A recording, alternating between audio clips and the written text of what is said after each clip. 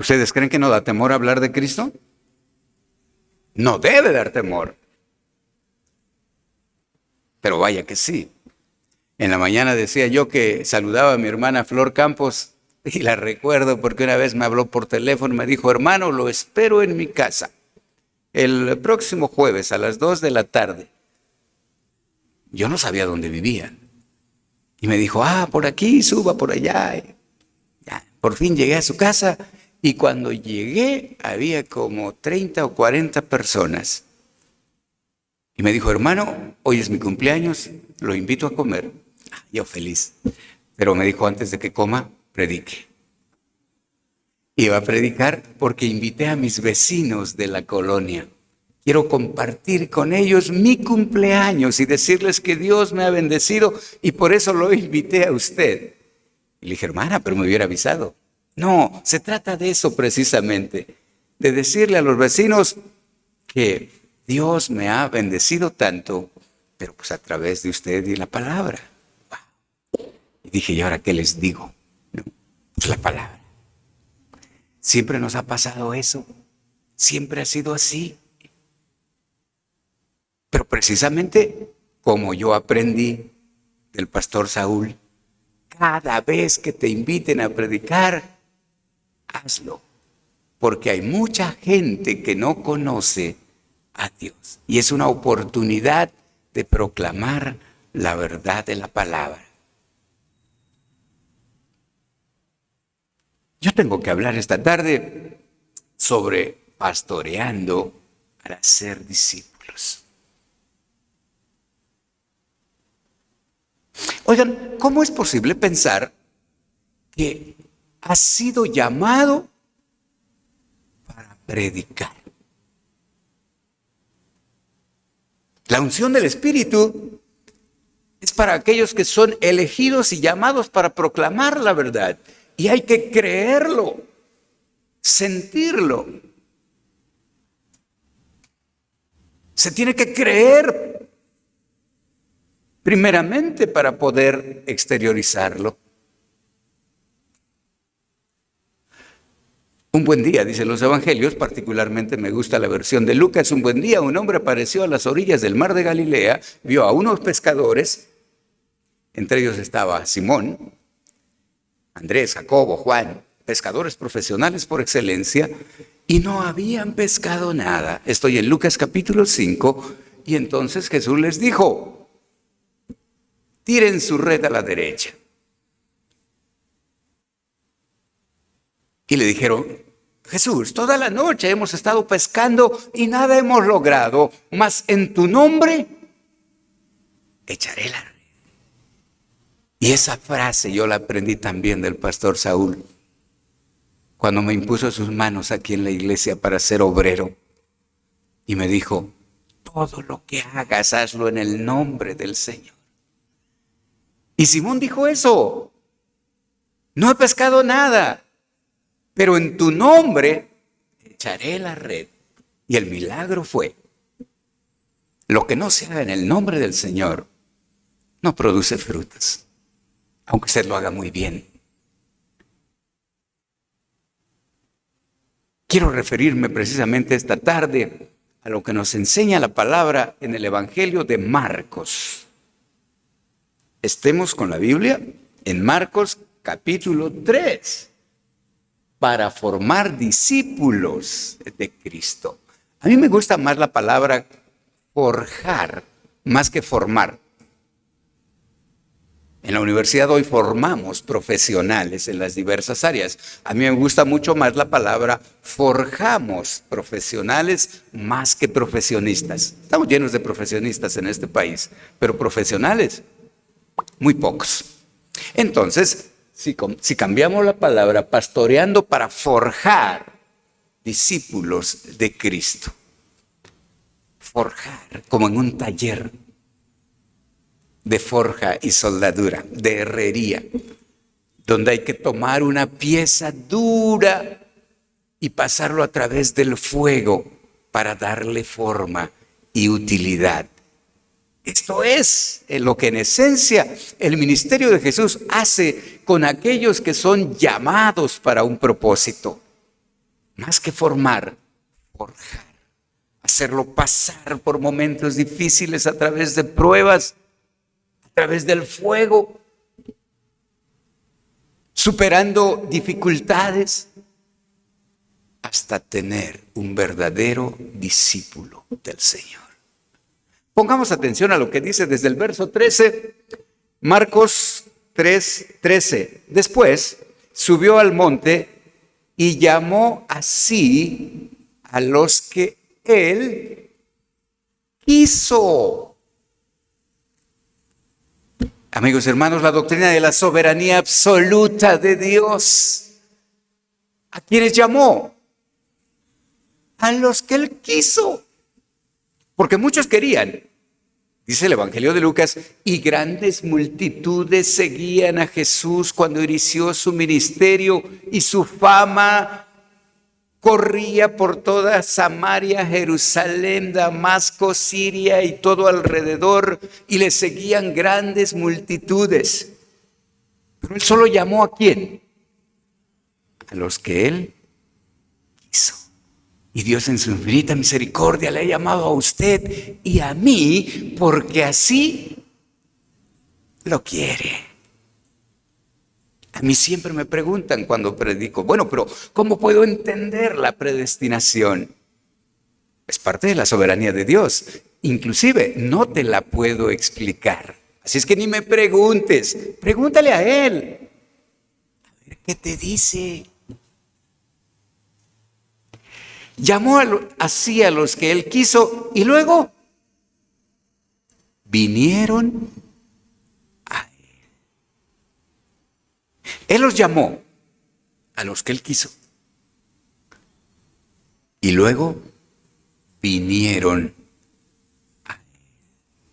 Y cuando hacemos la invitación, cuando proclamamos la palabra, cuando dejamos la invitación para decir, levanten la mano quienes desean o quieren en su corazón aceptar al Señor, pueden venir a Él.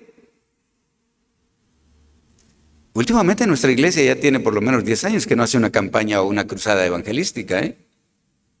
Tenemos 2 coros. Ya está el coro infantil todavía en la escuela dominical. El Jonathan, sí. El trabajo evangelístico, la evangelización, la proclamación de la verdad, el invitar a la gente a que vengan a Jesús.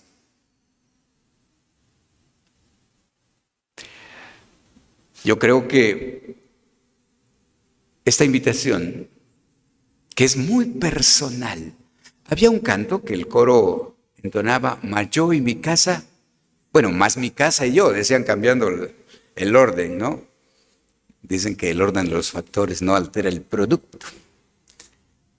Josué dijo, mas yo y mi casa, decidís vosotros a quién servís, pero yo y mi casa serviremos a Jehová.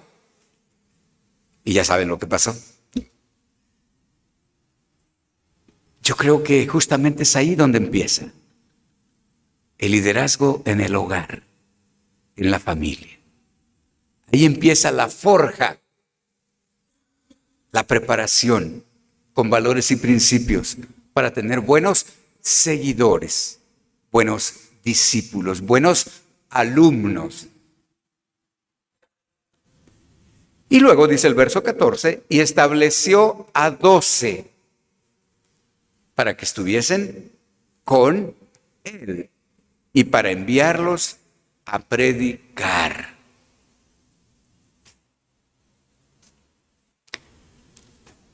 Llamó a los que él quiso, a los que él llamó, ellos vinieron y escogió a 12 para que estuvieran con él y esos 12 fueran a predicar. En la mañana yo decía, no había redes sociales en los tiempos de Jesús. Es más, el ministerio de Jesús se realizó en un terreno geográfico muy pequeño, a las orillas del mar de Galilea. Nunca caminó grandes distancias. Sí, alguna vez cuando era niño lo habían llevado a Egipto, cruzó fronteras ilegalmente, no tenía pasaporte, lo llevaron casi a fuerza. Pero la Biblia no registra el ministerio de Jesús en el extranjero. Alguna vez sanó a un endemoniado en Gadara, del otro lado del mar. Estuvo en Samaria, donde samaritanos y judíos no se llevaban, y habló con una mujer. Es decir, su ministerio fue en un territorio geográfico pequeño en realidad. Y todo lo hizo a pie, caminando. Nunca tomó un vuelo, pidió una reservación en una aerolínea. Los maestros no le bloquearon su vuelo tomando el aeropuerto. No, el ministerio de Jesús fue terrenal.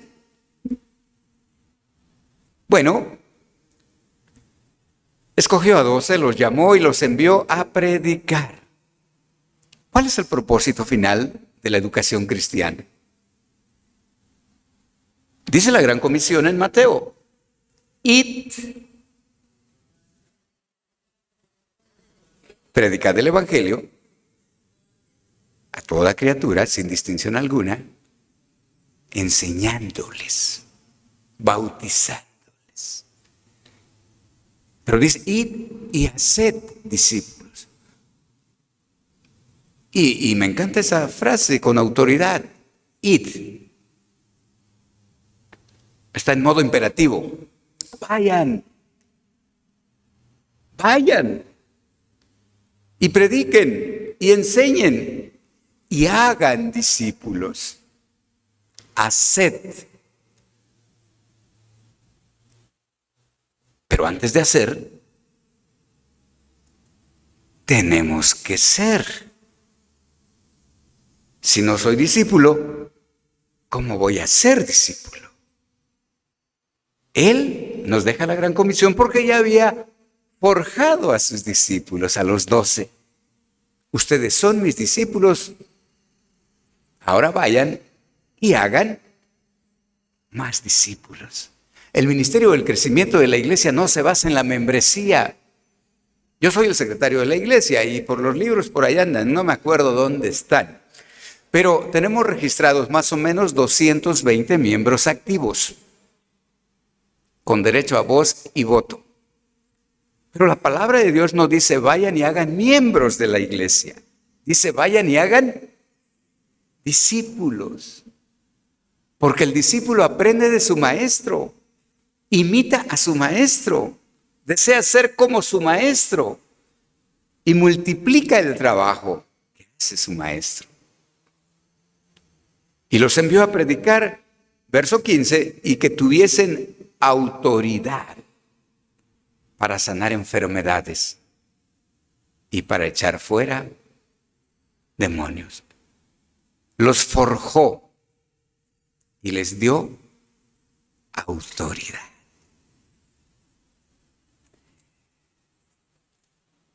Para poder ser un discípulo se necesita ser un creyente de verdad, un convencido. Yo cuando era joven trabajaba con mi papá, que era colportor de la Sociedad Bíblica de México, y eso nos llevó casi por todo el país, desde las ciudades más grandes, Monterrey, Guadalajara, etcétera, hasta los ranchos más perdidos, en la Mixteca, en los Mijes, en la costa, en Chiapas, en los ranchos que ni estaban en el mapa. Ahí llegábamos y solo teníamos una misión: dejar una Biblia en donde pasáramos. Ya sé que comprado, regalado, cambiado. No era mucho problema porque yo soy de la Mixteca y ahí cambiamos todo: maíz por frijol, tortillas por pan, guajes por elotes. Ustedes me entienden, el trueque. ¿Y cuántas veces entregué una Biblia aquí en la Sierra Norte a cambio de 1 kilo de trigo, de unos panes de la sierra? Y volvíamos felices. Nuestra misión era cumplida: dejar la palabra de Dios como diera lugar. Yo creo que fue allí donde aprendimos una diferencia importante. Tengo que reconocer, durante 10 años más o menos, la Sociedad Bíblica nos envió a Guadalajara, Jalisco, durante todos los meses de agosto de cada año. ¿Sabe por qué? Porque había una secta, hay una secta muy poderosa, se llama La Luz del Mundo, cuyo líder está en la cárcel, allá en Estados Unidos ahora.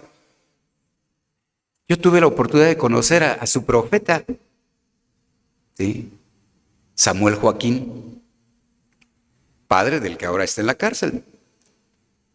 10 años estuve asistiendo a Guadalajara, a la hermosa provincia, una colonia que está ubicada en Guadalajara, que en estos momentos hierve porque se juega la final de la Liga MX en un momento, no cabe un alfiler en la ciudad. No se preocupe, hermano, empieza a las 8, nos va a dar tiempo, tranquilos. Y conocimos a la secta, conocimos a sus profetas, su forma litúrgica, y nos señalaban a todos los visitantes con una marca especial, un escudo, un pin. Y teníamos que tener el escudo o el pin para ingresar a sus reuniones. Y los cultos se llevan a cabo las 24 horas del día en el Congreso Mundial de esta secta, ¿no? Y vienen misiones y congregaciones de todo el mundo. Y hay un día de recepción donde se saludan y se dan la bienvenida a todas las delegaciones de todo el mundo que asisten ahí. Y yo me paraba desde la madrugada a observar el desfile de delegaciones, todos los países, Norteamérica, América y algunos de Europa. Y era un espectáculo impresionante. ¿Y sabe qué es lo que más me sorprendía a mí? Que todos los cantos eran a capela. Esto era impresionante, el desfile en las calles de Guadalajara.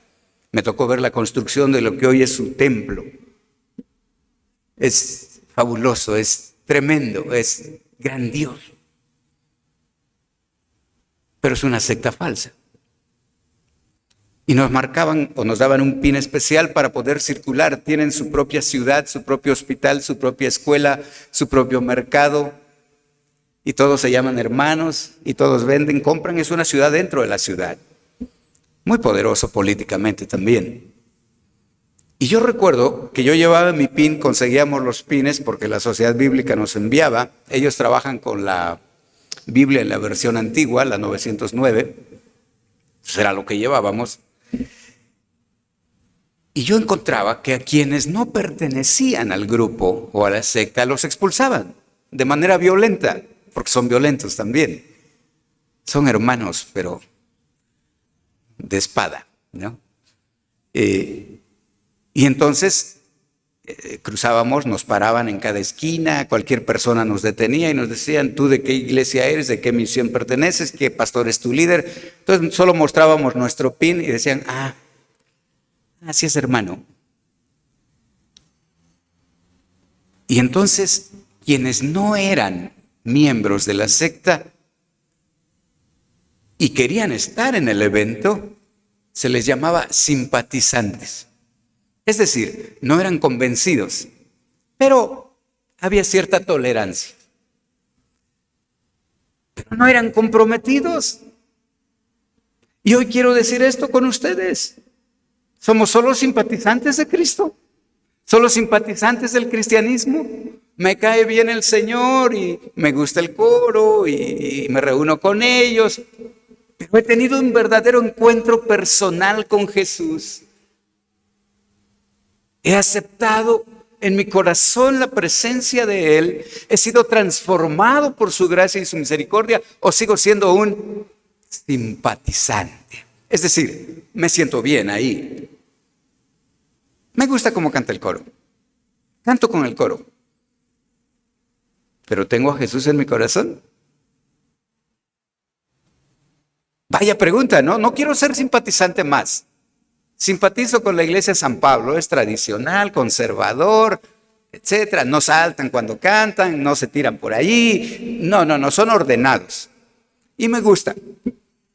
Pero simpatizo con ellos. La pregunta es, ¿soy cristiano en verdad? Y eso es pregunta para todos nosotros.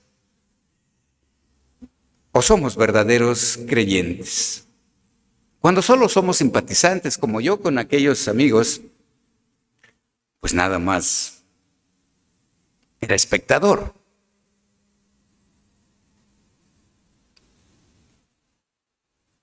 Somos espectadores solamente, o vivimos con pasión la vida cristiana, con emoción. En realidad, esa es la gran diferencia. Hemos tenido en verdad un nuevo nacimiento. Los discípulos de Jesús, y aquí están sus nombres, por si acaso usted no sabía cómo se llamaban, porque luego Jesús en su buen humor les ponía sobrenombres, ¿no? A Simón le puso Pedro. ¿Sí? Y luego todavía dice, el verso 17, a Jacobo, hijo de Zebedeo, y a Juan, su hermano, les apellidó Boanerges, esto es, hijos del trueno. Ya me imagino al hermano papá de Jacobo, ¿no? ¿Cómo era el Señor? Truenos y relámpagos. Y les dijo, ustedes son... No les dijo hijos, les dijo hijos del trueno. Eso es importante porque un carácter fuerte... ¿Conoce usted algún hermano en la iglesia San Pablo que tenga un carácter fuerte, explosivo? Sí. No nos diga quién, pero bueno, sí. Será un hijo del trueno también, ¿no? Jesús le puso así, son hijos del trueno. Bueno, ahí estaba Jacobo, Juan, Andrés, Felipe, Bartolomé, Mateo, que trabajaba en finanzas y dejó su puesto y se vino a servir al Señor. Tomás, que le costaba creer las cosas. Jacobo, hijo de Alfeo, Tadeo, Simón el cananista y Judas Iscariote, el que le entregó. Él los escogió. Ellos vinieron a él. No fueron simples simpatizantes, sino discípulos. ¿Cómo podemos hacer discípulos de Jesús? Bueno, teniendo un verdadero nuevo nacimiento. Ser seguidores de Jesús en todo. Yo creo que solamente eso puede darse a través de la conversión. Y dice precisamente en Marcos capítulo 3, 13, y vinieron a él. Los escogió para que estuviesen con él. Jesús tuvo una casa, construyó un seminario para educarlos. Las aves tienen nido y las zorras cuevas, pero el Hijo del Hombre no tiene un lugar para reposar.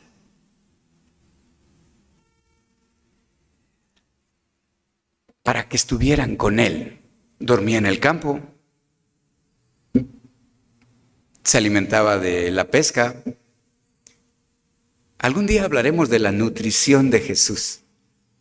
¿Qué comía? Porque siempre fue sano. Y cuando alguien estaba enfermo, bastaba su palabra para ser sanado. Y cuando no había vino, tomaba agua y lo volvía vino. Y cuando no había pan, tomaba una piedra y lo convertía en pan. Y cuando no había peces, su palabra ordenaba y había una pesca milagrosa.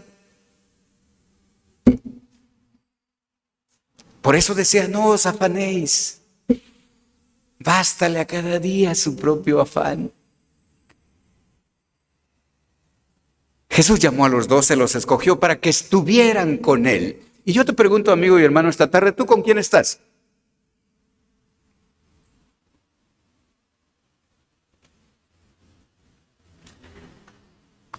¿Con la 22 o con la 59?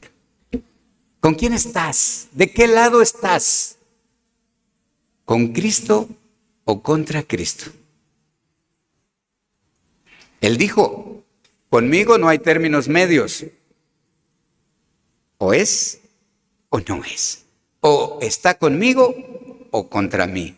No hay términos medios. Dicen que quienes andan en medio con melón y con sandía son mediocres. En el cristianismo no se acepta eso. O se está o no se está. O se es discípulo o no se es discípulo. Características de un discipulado correcto. Número 1, un discípulo aprende de su maestro. ¿Aprendemos de Jesús? Aquí está mi amigo que es máster en educación. Sabe perfectamente que aprender no es solo memorizar, sino aprender con H. Aprender, hacerlo tuyo, tomarlo, vivir lo que estás diciendo y no se te va a olvidar nunca. Aprehensión. Así como una orden de aprehensión, es decir, detenerlo, tenerlo, retenerlo, asegurarlo. Eso es aprender con H. Hoy en las escuelas solo se aprende sin H. Es la pequeña diferencia. Un verdadero discípulo aprende con H de su maestro. Segunda característica, un discípulo obedece y ama a su maestro. ¿Se acuerdan cuando Simón Pedro le dijo al Señor cuando anuncia su muerte, Señor, yo iré contigo hasta la muerte? Jesús le dijo, Pedro, no. Antes de que el gallo cante me habrás negado 3 veces. Y le dijo, no, Señor, yo. Y Jesús le dijo, apártate de mí, Satanás. ¡Qué duro! ¡Qué duro! Si usted y yo vivimos la historia de los evangelios, nos vamos a encontrar en muchas de las ocasiones que Jesús mismo no permitió que otros le siguieran. Por ejemplo, aquel que fue sanado de lepra. Señor, yo quiero ir contigo. Y le dijo, no, vuelve a los tuyos y cuéntales cuán grandes cosas ha hecho el Señor contigo. Es decir, no vengas conmigo, quédate en tu casa. Regresa a tu casa y cuéntale a los tuyos las grandes maravillas que Jesús ha hecho contigo.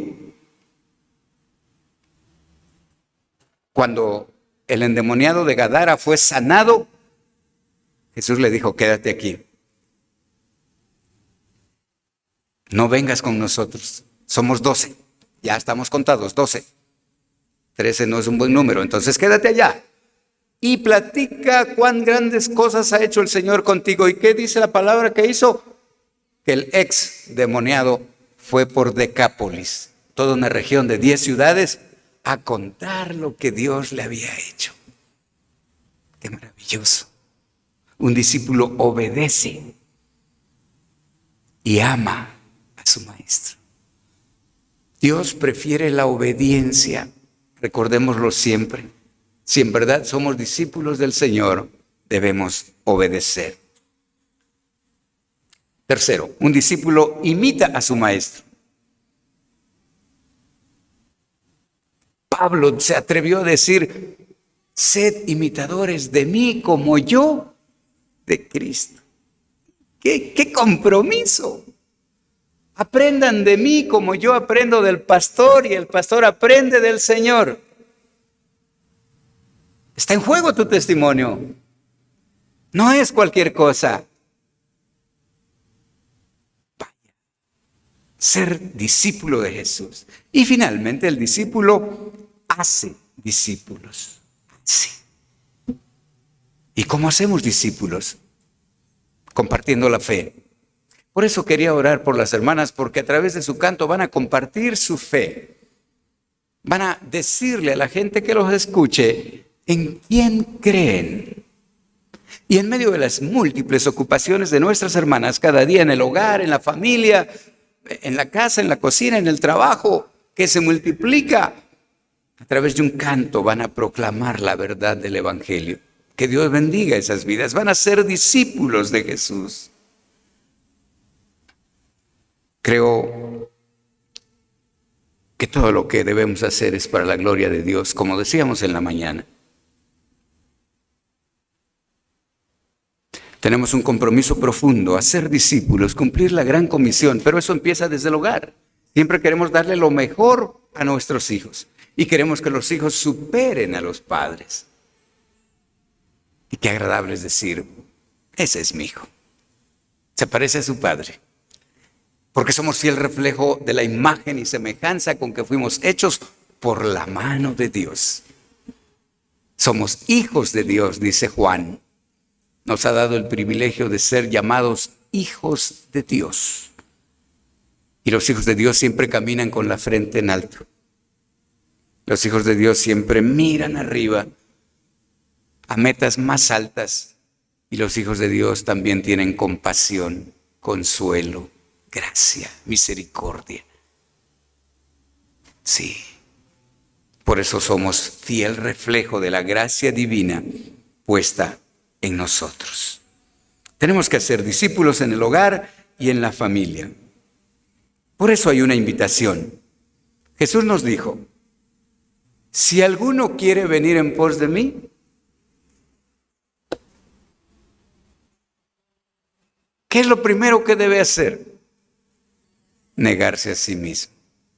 Sí, Señor, yo quiero, pero como el joven rico, ¿no? Señor, ¿qué debo hacer para ser salvo, para alcanzar el reino de los cielos? Y Jesús le dijo, bueno, mira, joven, pues ve al esfuerzo cristiano. Pero si eso ya lo hago desde mi juventud, pues da tu ofrenda también. Bueno, cumple con los 10 mandamientos. Pero eso lo he hecho toda mi vida. Bueno, ve, vende todo lo que tienes y dáselo a los pobres. Tan cerca de la salvación eterna. ¿Y el joven qué pasó? Se volvió triste porque tenía muchas posesiones. Amigo y hermano, el tener muchas posesiones, el hacerte rico, no significa que seas feliz. Porque el joven rico se puso triste porque tenía mucho. ¡Qué historias!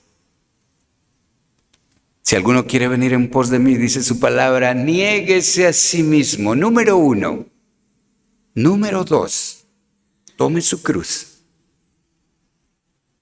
Y número 3, sígame. ¿Cuántos de nosotros no nos negamos a nosotros mismos? Solamente queremos tomar la cruz del Señor y seguirle, pero sin negarnos a nosotros mismos. Niéguese a sí mismo. Ponga a Cristo en primer lugar en su corazón, que sea su prioridad. Y entonces tome su cruz y sígale, porque ha sido llamado para un propósito. ¿Cuál será nuestra decisión ante la invitación del Señor? Podemos ir a ser discípulos, pero ¿somos discípulos? Solo el que es discípulo hace discípulos. Puestos de pie, vamos a orar esta tarde para rogarle al Señor que nuestro nombre esté impreso en su palabra, en el libro de la vida, allá donde está Simón, Jacobo, Andrés, Juan, Felipe, Bartolomé, también esté Saúl, Pedro, Arturo, Miguel, como tú te llames, que tu nombre también esté escrito en el libro de la vida. Amado Dios, esta tarde alabamos y bendecimos tu nombre. Y en el nombre que es sobre todo nombre, pedimos, Señor, aceptando tu llamado y la invitación a ser discípulos, que escribas nuestro nombre en el libro de la vida para la eternidad. Y algún día, frente a ti en el gran trono blanco, cuando el ángel abra el libro de la vida y tú le ordenes buscar nuestro nombre, ahí esté escrito con tu sangre derramada en la cruz del Calvario. Permite, Señor, que hoy aceptemos el llamado a la invitación tuya, negarnos a nosotros mismos, tomar tu cruz y seguirte. Es el deseo de nuestro corazón desde ahora y para siempre, encomendándonos a tu gracia y tu misericordia por nuestro hogar, por nuestra familia y por nuestros hijos. En Cristo Jesús oramos.